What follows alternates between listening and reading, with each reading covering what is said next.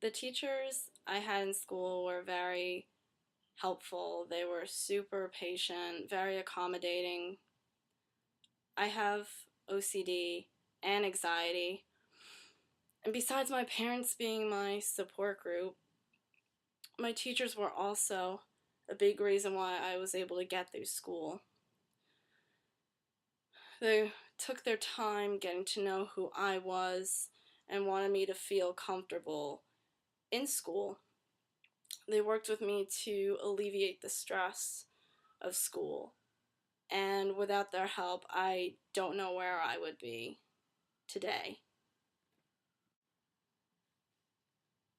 My elementary school art teacher was Mrs. Dunn Savage.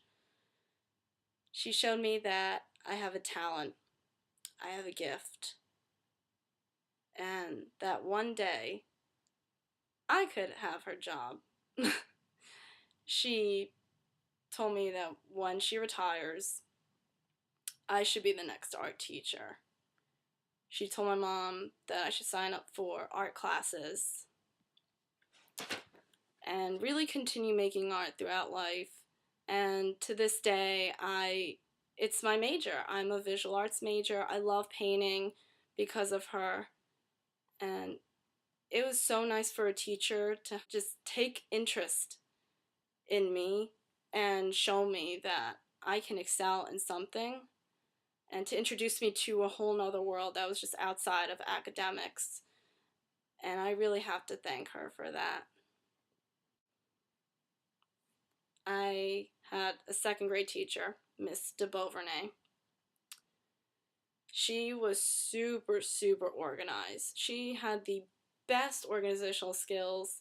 She taught me how to properly use folders, notebooks, post-its, how to make lists, and her techniques are still with me today.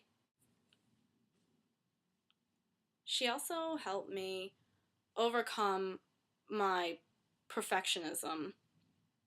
My OCD involved me making everything perfect and exactly the way I thought it should be.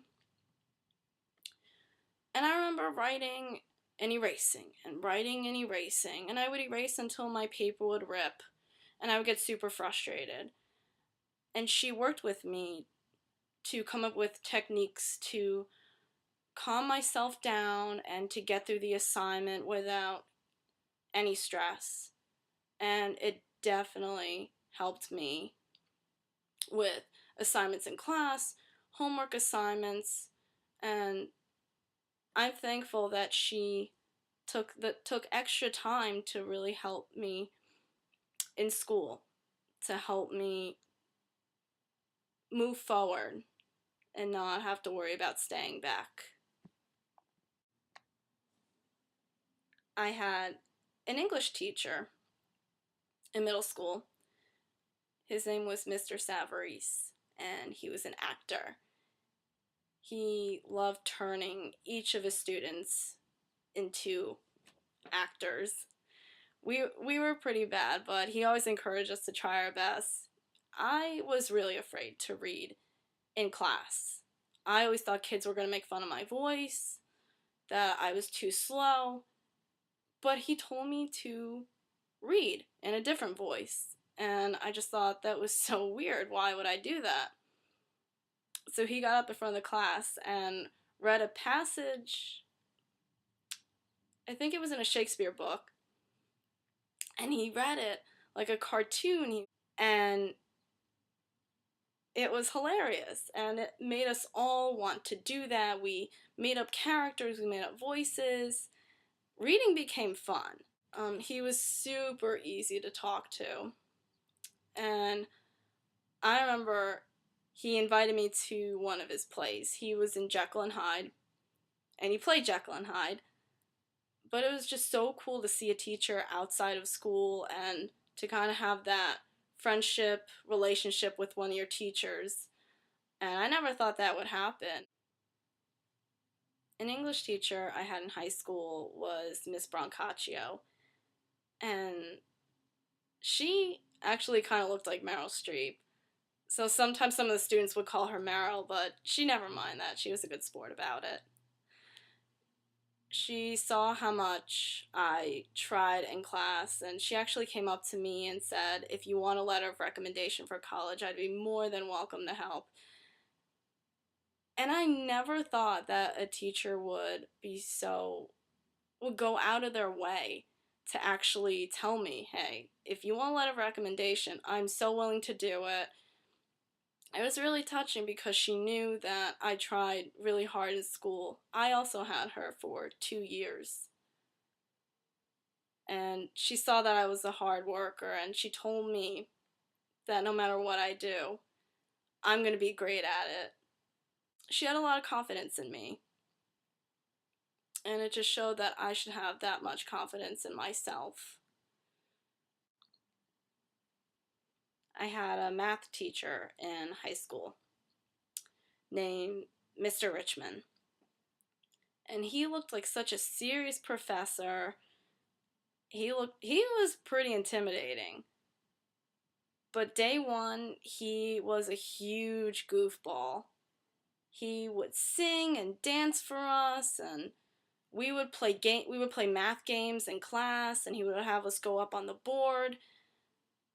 He called it Math Olympics, and he would always give out little dollar store prizes. And I remember getting a really cheap stuffed animal for answering a really difficult math question, and math was fun.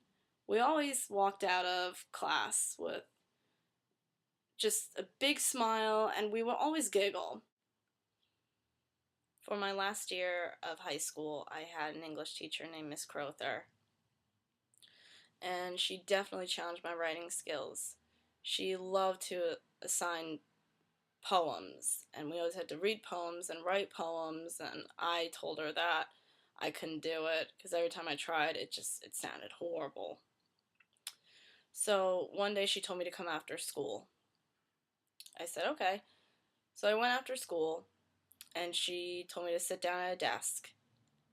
On top of the desk, she put down a piece of paper and a pencil, and she said, go, write about how you feel about poems, about writing poems, listening to poems. So I did that.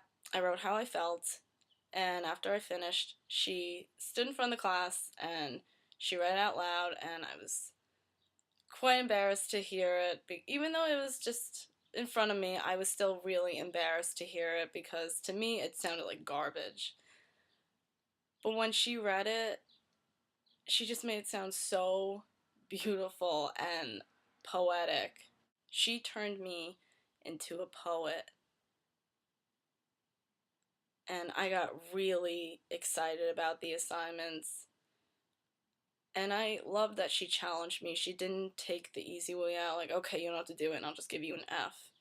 She actually took the time after school to show me that I can do it.